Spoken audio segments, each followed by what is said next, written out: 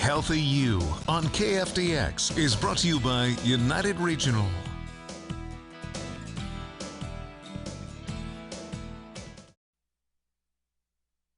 You're watching KFDX3 News in HD. No one ever thinks it will happen to them, getting caught in an emergency situation and having to render life-saving first aid. But as I show you in tonight's Healthy You, United Regional and area first responders believe it's better to know what to do than to deny it could ever happen to you. 3 minutes, 180 seconds, the length of your favorite song, or the time it takes to make your bed. It's also how fast a person can bleed out.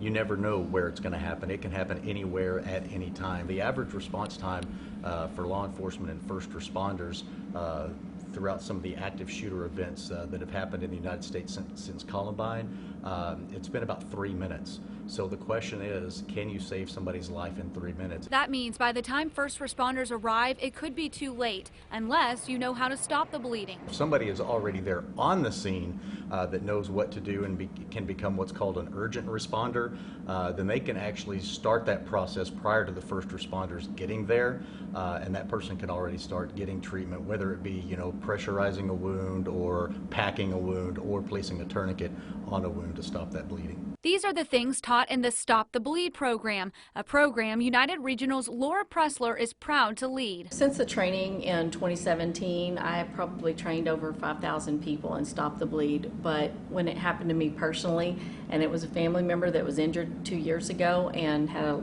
life-threatening injury, then I realized that everyone needs to know this training and have this training to be able to stop bleeding, because you never know when it's going to happen to you. It's quick, it's easy, but it can save a life, and it also can save their life because, they could actually do the first aid on themselves as well. Officer Jeff Hughes with the Wichita Falls Police Department says one of the most important things in these unimaginable situations is to remain calm. If you're in a stressful situation, your brain tries to do some strange things.